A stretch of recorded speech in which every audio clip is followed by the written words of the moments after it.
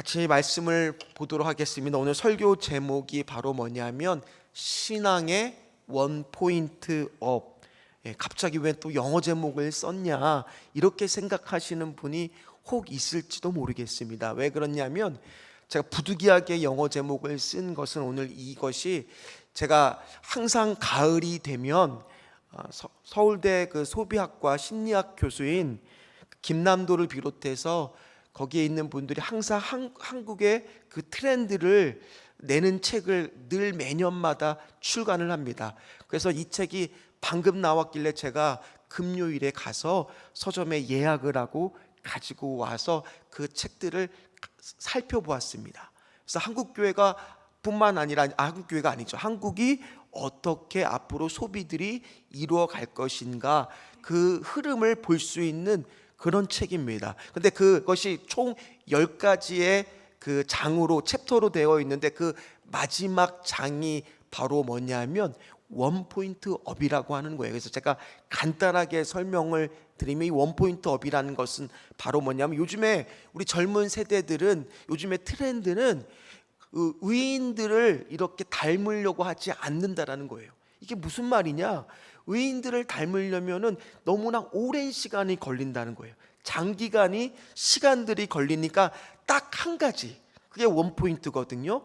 한 가지만 내가 딱 목표를 내서 그것을 이루었을 때 얻어오는 성취감, 그게 올라간다라는 겁니다. 그래서 요즘의 사람들은 너무나 먼 것을 바라보는 것이 아니라 내 당장의 한 가지의 눈앞에 있는 목표를 성취하는 데 집중한다라는 거예요. 그래서 오늘 우리도 말씀을 통해서 과연 내가 오늘 하반기에 또는 가깝게는 이 10월 한 달 동안에 어떤 점을 우리가 붙잡고 한번 신앙을 더 하나님하고 가까이 할 수 있을까? 그 한 가지는 무엇일까? 오늘 말씀을 통해서 살펴보자는 의미로 제목을 신앙의 원포인트 업 이렇게 제가 지었습니다. 오늘 말씀은 종결편입니다. 뭐의 종결편이느냐? 예수님 당시에 이 바리새인들과 서기관 사두개인들하고 계속 예루살렘에 입성해서부터 계속 논쟁을 폈습니다. 그 논쟁의 최고점이 우리가 지난 시간에 이제 살펴본 여러 가지 질문들이 있었죠. 첫 번째, 예수님께서 이 포도원 농부의 비유를 들었던 거 기억나실 겁니다.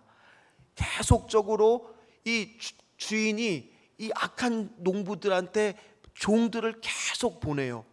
그런데 그 악한 농부들이 이 종들을 계속 괴롭히고 내어쫓고 심지어 해코지하고 죽이기까지 합니다. 그럼에도 불구하고 이 주인이 왜 계속 농부들한테, 이 악한 농부들한테 종을 보낸다고 했는지 기억나세요? 이 악한 농부들을 사랑했기 때문이다. 사랑했기 때문에 계속 보냈다라고 말씀을 드렸어요. 심지어 아들까지 보냈다라는 것은 전부 다 내어주시는 그 사랑이라고 말씀을 드렸습니다. 그러면서 이제 세 가지 질문을 하죠. 첫 번째 질문이 바로 세금에 관한 질문이었습니다. 갑자기 이 세금을 어떻게 하면 좋겠냐? 내는 게 오느냐? 안 내는 게 오느냐? 그랬더니 예수님께서 뭐라고 대답하십니까? 가이사의 것은 가이사에게, 하나님의 것은 하나님에게라는 이 답변을 내놓죠. 그 다음에 이제 부활이 없고 영생이 없다라고 믿는 사두개인들이 형사치수혼, 그러니까 첫 번째 형수가 죽었을 때 두 번째 그 자가 후손을 잇기 위해서 결혼을 하는 형사치수혼 제도를 물어보죠. 그렇게 총 7번째.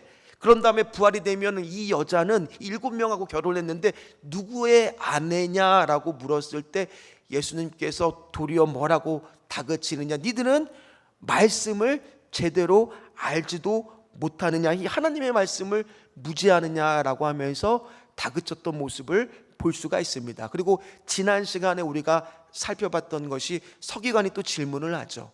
제일 되는 계명이 무엇입니까? 그랬더니 예수님께서 뭐라고 대답하세요? 첫째 되는 계명은 하나님을 사랑하는 거였고요. 또 두 번째 계명은 이웃을 내 몸과 같이 사랑하라. 이렇게 말씀을 하고 나서는 오늘 본문의 말씀은 이번에는 도리어 거꾸로 예수님이 이 종교 지도자들을 향해서 질문을 던지면서 시작을 하는 거예요. 그래서 오늘 이 종교 지도자들의 논쟁이 오늘 종결되는 장면이 우리가 읽었던 본문이라는 거예요. 어떤 질문을 던지느냐? 이 오늘 여기 마가복음에는 나와 있지 않지만은 병행 본문인 마태복음 22장에 보면은 이렇게 예수님이 질문을 합니다.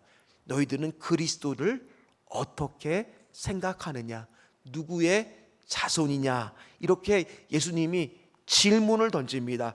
그랬더니 그들이 뭐라고 대답했냐면 다윗의 자손이다라고 당당하게 아는 듯이 대답을 했습니다.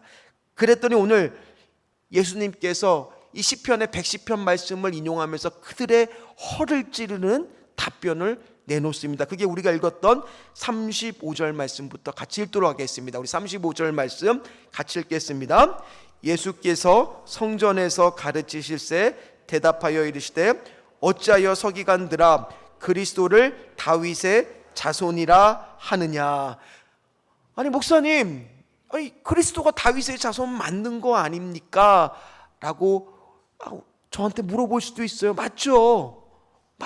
계보를 보면은 틀린 말은 아니죠. 그런데 오늘 예수님께서 이 질문을 던진 것은 메시아에 대한 진짜 의미를 너희들이 알고 있느냐, 그 목적과 그 오신 의미를, 참 의미를 알고 있냐는 것을 지금 물어보고 있는 거예요. 근데 서기관들은 자기들은 다 성경 말씀을 너무너무 잘 알고 있다라고 생각을 해서 자신 있게 대답했죠.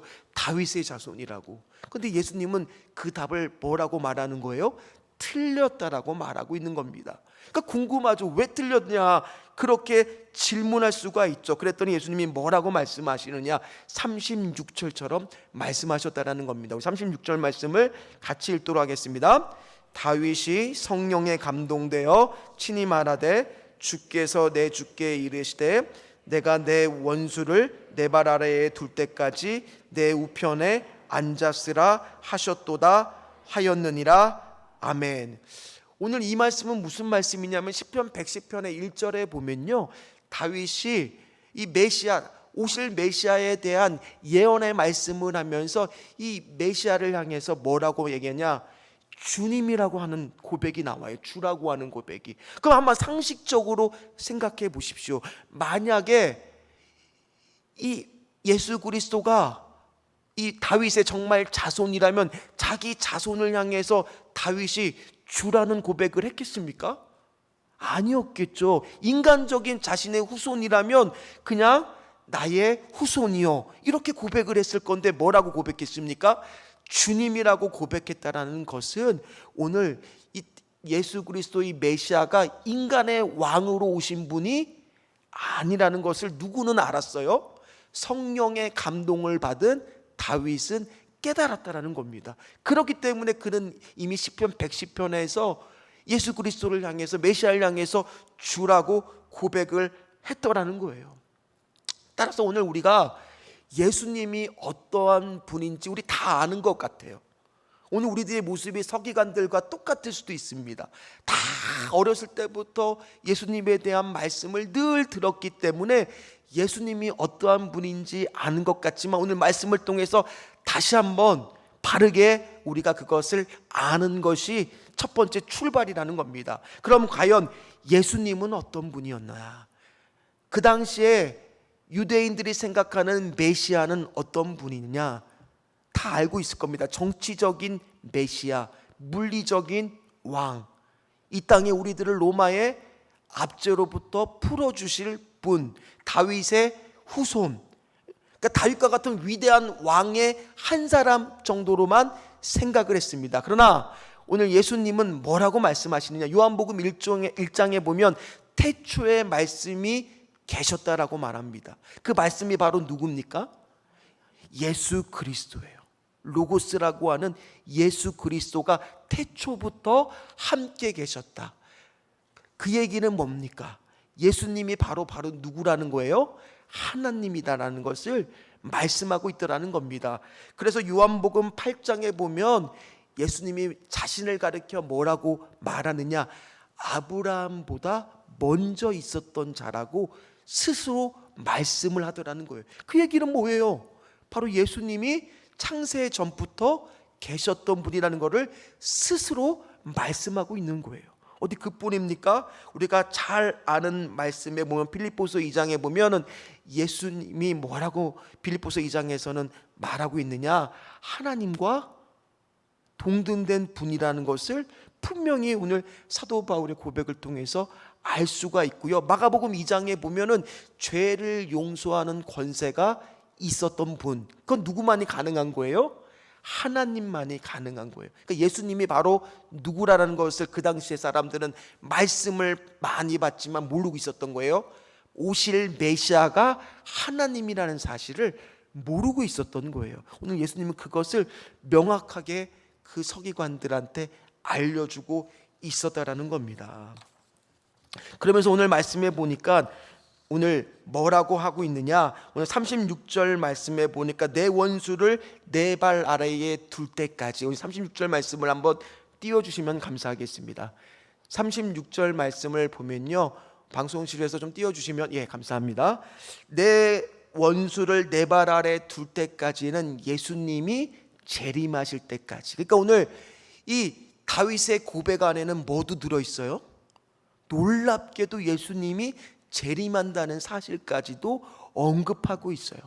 그리고 뒤에 말씀을 보니까 뭐라고 하고 있습니까? 내 우편에 뭐라고 되어 있어요? 앉아 계신다라는 말이에요. 그럼 이것이 실제로 오른쪽에 앉아 있는다라는 뜻이겠습니까? 우리 이 말 많이 하잖아요. 내 우편에 앉아 계시사. 우리가 뭐 외울 때도 합니까? 우리가 늘 고백하는 그거 할 때도 하잖아요. 맞습니다. 근데 그 뜻을 알고 계세요? 아마 갑자기 당황하시는 분도 있을지도 모릅니다. 그러니까 우리가 오늘 예수님에 대한 명확한 의미를 다시 한번 알고 가는 것이 중요하다는 거예요. 예수님은 곧 하나님이다. 아마 여기에서 이견이 있는 분은 아무도 없을 겁니다. 그러나 우편에 앉아 계신다라는 것이 도대체 무슨 뜻일까 궁금해하시는 분들이 있을 겁니다. 이 하나님의 우편은 영광과 권세를 의미합니다. 뭐를 의미한다고요? 영광과 권세를.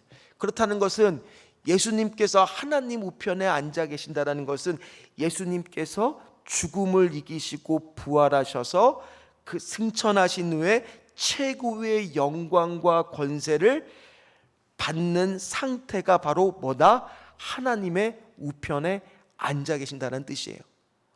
예수님이 부활 승천하셔서 최고의 영광과 권세를 받고 있는 그 상태, 그게 하나님의 우편에 앉아 계신다라는 거예요. 그럼 그것이 우리하고 무슨 상관이 있습니까, 목사님? 굉장히 중요한 상관이 있더라는 거예요. 로마서 8장 34절 말씀을 한번 같이 읽도록 하겠습니다. 같이 읽겠습니다. 누가 정죄하리요? 죽으실 뿐 아니라 다시 살아나시는 이는 그리스도 예수시니 그는 하나님 우편에 계신 자요 우리를 위하여 간구하시는 자시나. 자, 그러면 예수 그리스도가 부활 승천하셔서 최고의 영광의 자리에 앉아서 하시는 일이 뭐라는 거예요? 뭐 하신다는 겁니까? 두 가지를 한다는 겁니다. 우리를 위하여 간구한다는 얘기에는 두 가지의 의미가 있습니다. 첫 번째 의미는 바로 뭐냐? 우리의 필요를 아시고 우리의 연약함을 아시고 우리의 필요를 채워주시는 기도를 해주시는 분이라는 거예요. 이것이 얼마나 우리에게 중요한 문제입니까? 중요한 문제 아닙니까? 정말 하나님, 오늘도 내가 기도하는 가운데 하나님 이것이 필요합니다. 하나님 이런 부분에 대한 응답이 필요합니다 라고 기도했을 때 하나님 우편에 계신 예수님도 그 문제를 아시고 뭐 한다는 거예요? 기도를 같이 해주시는 그런 분이라는 사실이에요. 얼마나 위로가 되고 얼마나 든든한 마음이 듭니까? 우리의 기도를 예수 그리스도가 알고 계신다라니까요. 또 두 번째는 뭡니까? 우리를 위해서 간구하신다는 얘기는 우리가 넘어질 때가 있잖아요. 죄 가운데 넘어질 때가 있고 쓰러질 때가 있잖아요. 우리가 연약할 때가 있잖아요. 그때 우리를 보호해 주시고 우리를 일으켜 세시고 우리를 다시 고치시는 그분이 바로 누구라는 거예요? 예수 그리스도라는 거예요. 그분이 하나님 우편에서 그 기도를 우리를 위해서 친히 간구하시는 분이라는 거예요. 따라서 오늘 우리가 우리의 신앙을 원포인트업 높이기 위해서는 예수님이 어떤 분인지를 첫 번째는 명확하게 알고 가야 되는 거예요. 예수님은 어떤 분이세요? 하나님 그 자체시고 우리의 하나님의 우편에 앉아 계셔서 우리를 위하여 친히 간구하시는 분이에요. 이 간구하신다는 얘기는 우리의 필요를 채워주시고 우리가 연약하고 쓰러졌을 때 우리를 보호해 주시고 지킨다라는 의미입니다. 근데 그만큼 예수 그리스도가 계신다라는 것이 우리에게 얼마나 큰 능력이 되고 위로가 되고 힘이 되는 것을 믿으시기를 주의 이름으로 축원합니다. 그래서 오늘 많은 사람들이요, 이 예수님의 시편 110편 말씀을 인용했을 때 그렇게 성경을 많이 안다는 서기관들이 다 뭐가 되느냐? 꿀먹은 벙어리처럼 말을 못하는 거예요. 반박할 말이 없는 거예요. 그래서 그 광경을 보고 이렇게 말합니다. 37절 말씀입니다. 같이 읽겠습니다. 다윗이 그리스도를 주라 하였은즉 어찌 그의 자손이 되겠느냐 하시니 많은 사람들이 즐겁게 듣더라. 아멘. 우리는요 다 이 서기관들처럼 신앙생활을 오래 하시면 어떤 마음이 있느냐, 이 목사님이 설교를 할 때도 우리가 많은 것들을 이미 다 들었다라고 오해하고 생각할 때가 많아요. 그러나 한번 생각해 보십시오. 내가 눈을 가리고요 코끼리를 만져본다고 생각해 보세요. 어떤 사람은 그 큰 코끼리에 코만 만지는 사람은 코끼리는 이 절구 방아처럼 생겼습니다 라고 얘기할 거 아닙니까? 다리만 만졌던 사람은 코끼리는 기둥과 같네요. 꼬리만 만졌던 사람은 코끼리는 줄인 것 같아요. 이렇게 말할 거 아니에요. 근데 막상 안대를 딱 보고 있으면 놀라는 거예요. 이게 우리의 모습이라는 거예요. 우리는 예수님의 모습 중에서 일부밖에 보지 못하고 예수님이 어떤 분인지를 오해하고 생각하고 그렇게 판단할 때가 있더라는 거예요. 그래서 오늘 예수님은 첫 번째 이 서기관과 바리새인들이 한 가지만 너희들이 제대로 알아도 너희들의 신앙이 바뀔 거라는 것을 알았어요. 그 한 가지가 바로 뭐예요? 예수님이 어떤 분인지, 메시아가 어떤 분인지를 깨달으라는 얘기예요. 그럼 오늘 한번 생각해 보세요. 예수님이 굳이 왜 서기관과 바리새인들을 향해서 이렇게 날카로운 질문을 하면서 설명하는 이유는 뭘까요? 바로 이 바리새인들과 서기관도 예수님이 어떤 대상으로 봤느냐? 사랑하는 대상으로 본 거예요. 그래서 한 가지만 너의 시각이 바뀔 수만 있다면, 너의 그 위선적인 모습이 바뀔 수만 있다라면 내가 오늘 이것을 얼마든지 설명하고 또 깨달아서 알게 해주고 싶은 그 사랑하는 마음이 예수님이 있으셨다는 거예요. 오늘 우리도 마찬가지입니다. 우리 안에 한 가지의 시선만 제대로만 바뀔 수만 있다면 그렇게 하려고 예수님께서 때로 우리에게 고난도 주시고 오전에 말씀을 봤던 것처럼 좁은 길로도 가게 해주시고 어려운 길로 인도하는 이유가 뭐겠어요? 우리를 뭐 하시기 때문에요? 사랑하시기 때문에.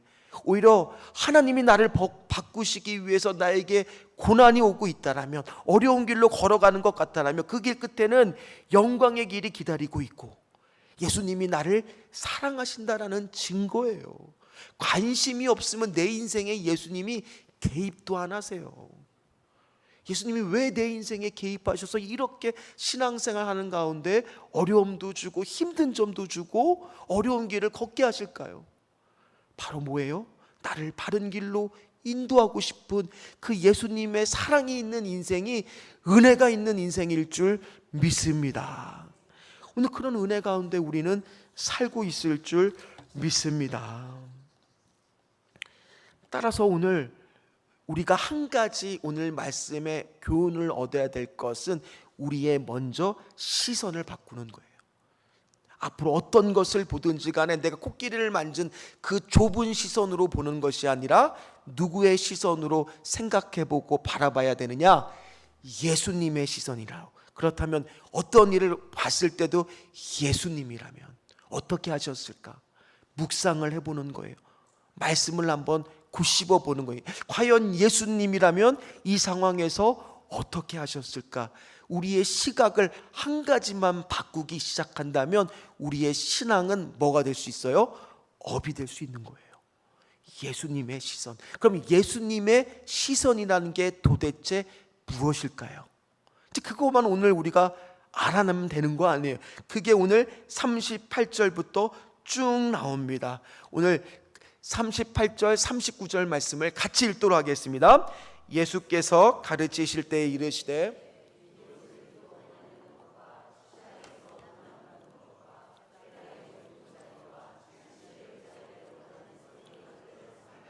그들은 예수님의 말씀에 대해서 잘 모르고 있었어요.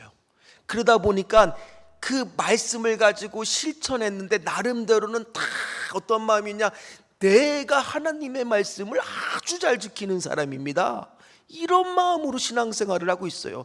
사도 바울만 생각해 보십시오. 그가 바울 전에 사울이었을 때 사도행전 9장에 보면 다메섹에서 예수님을 만나기 전까지 그가 하던 일이 뭐예요?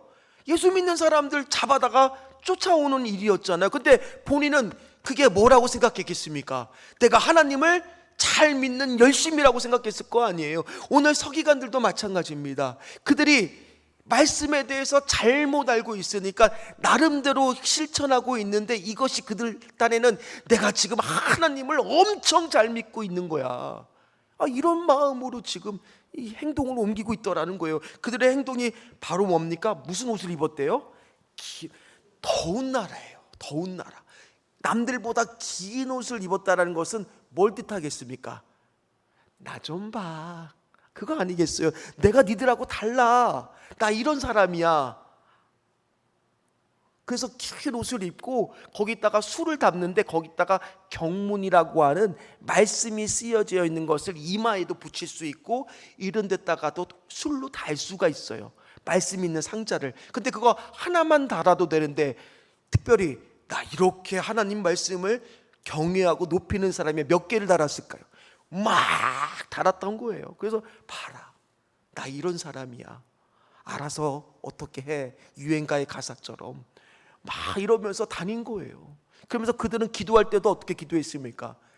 길 한복판에서 사람들 다 보는 데서 팔을 벌리고 기도하기 시작했어요. 그게 그들은 뭐라고 생각했느냐? 하나님의 열심이라고 생각했어요. 하나님의 열심이 아니라 자신들의 신앙의 열심이라고 생각을 했어요.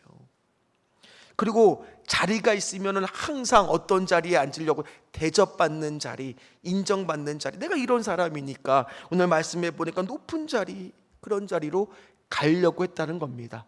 이 더 자세한 것은요, 병행본부인 마태복음 23장에 보면 예수님이 이들의 모습을 가리켜서 평상시에 쓰지도 않는 말투, 화 있을진저, 화 있을진저, 화 있을진저 무려 7번이나 그들에게 아주 독서를 내뿜는 그런 장면이 잘 나와 있습니다.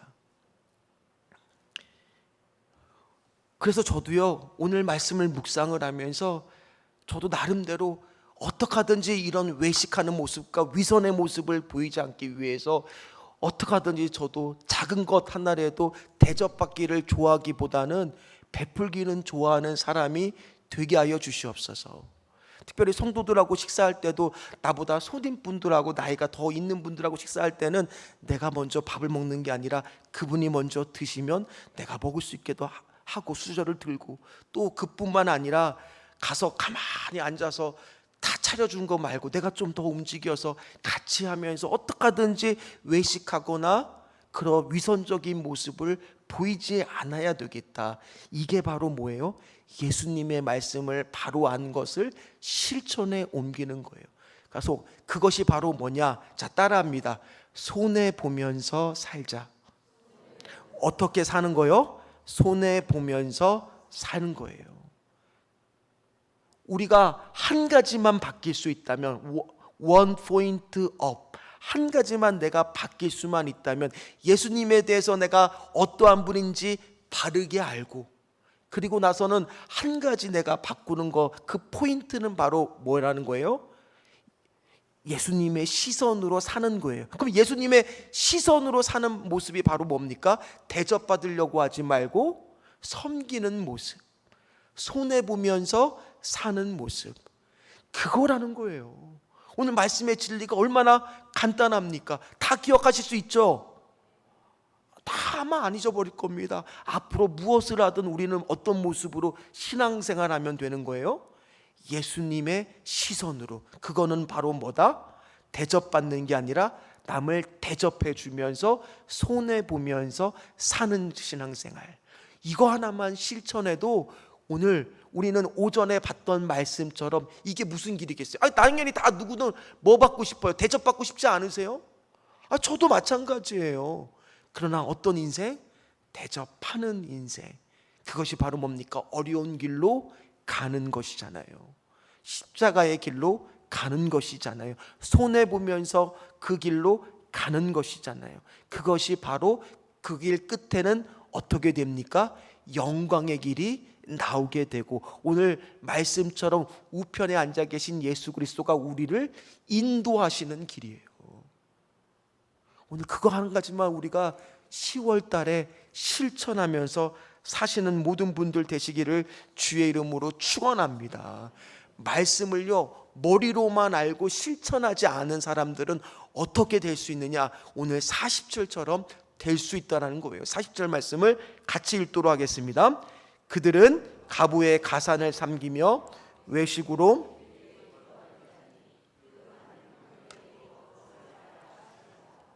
과부들은 그 당시에 어떤 사람들입니까? 경제활동을 할 수 없는 약한 사람들입니다. 그런 사람들이 재산을 받고 나서 이 재산을 어떻게 관리할 수 있을지 모르니까 믿을 만한 사람들, 누구한테 부탁을 하는 거냐? 이 서기관 같은 사람들한테 이 재산에 대한 관리들을 부탁을 했어요. 그럼 서기관들은 그 재산을 가지고 그 과부가 굶지 않을 수 있도록 잘 관리해 주는 것이 맞는 건데 어떻게 했다라고 오늘 성경에 나옵니까? 과부의 재산을 가로채기 시작한 거예요.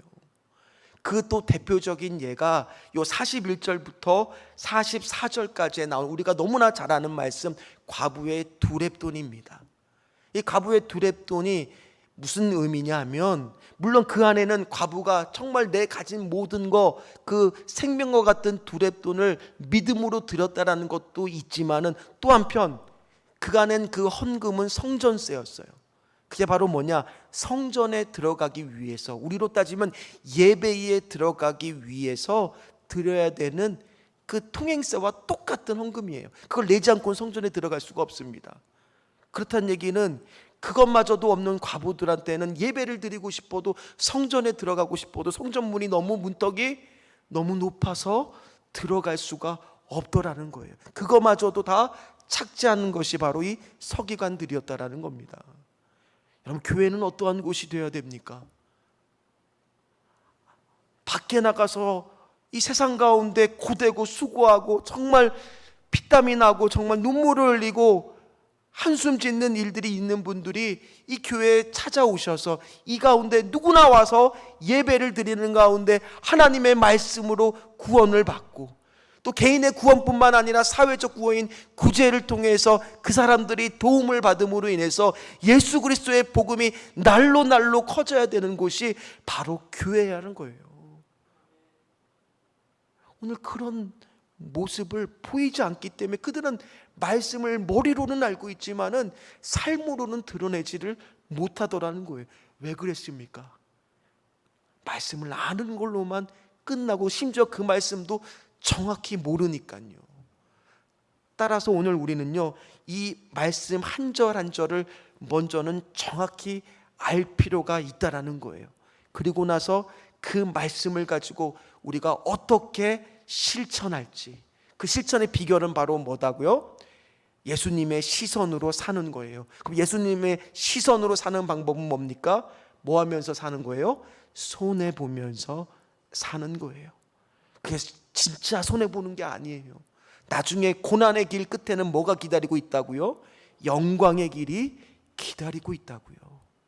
주님이 정말 우리가 오전 예배 마지막 결단의 찬양 불렀던 것처럼 나의 갈 길 다 간 후에 갑자기 가사가 생각이 안 나네요.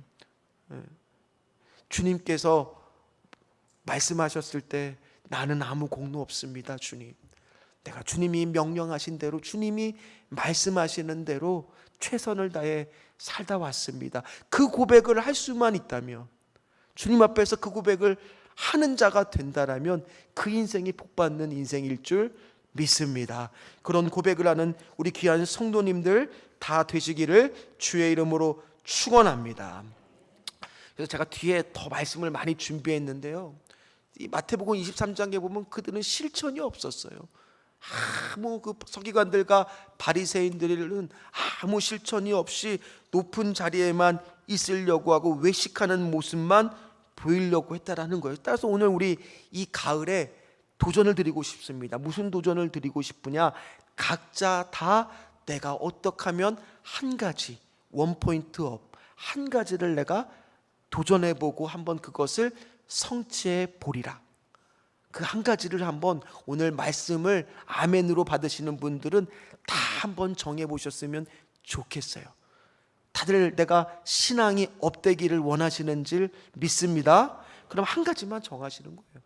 많이 안 하셔도 돼요. 한 가지만 한번 내가 10월 달 아래 해보리라. 예를 들어서 꼭 그러라는 건 아닙니다. 예입니다. 내가 새벽기도 11조를 한번 지켜보리라. 작은 것 하나도 좋습니다. 또는 내가 주님 앞에서 이 부분에 대해서 결단하고 한번 해보리라. 말씀을 아는 것으로만 끝이면 이 서기관들과 똑같은 자들이 된다는 거예요. 한번 실천해 보는 거예요. 이거는 오늘 감동이 주시는 대로 각자의 형편에 맞게, 믿음의 분량에 맞게 하시면 돼요. 그래서 그걸 한번 정해 보시고 정말 한번 주님 앞에서 내가 오늘 원 포인트 업, 내 신앙을 한번 성숙하게 한번 해보리라. 그렇게 결단하시는 우리 귀한 성도님들 다 되시기를 주의 이름으로 축원합니다. 축원합니다. 말씀을 마무리하도록 하겠습니다. 그것이 여러 가지가 될 수 있을 거예요. 어떤 분은 제자 훈련을 내가 한번 또 결단해서 해보리라도 될 수 있고, 전도를 해보리라도 될 수 있고, 내가 공예배를 더 한번 드려보리라도 될 수 있고, 그것뿐만 아니라 내가 말씀 보기, 큐티 보기, 뭐 여러 가지가 있을 겁니다. 어떻게 하든지 내가 손해 보면서 주님 위해서 어떻게 하면 예수님이 좋아하시고 기뻐하는 예수님의 시선으로 살까, 한 가지씩만 전해서 이 풍성한 가을이 돼서 다 성령의 열매로 거두시는 우리 귀한 성도님들 다 되시기를 주의 이름으로 축원합니다. 축원합니다.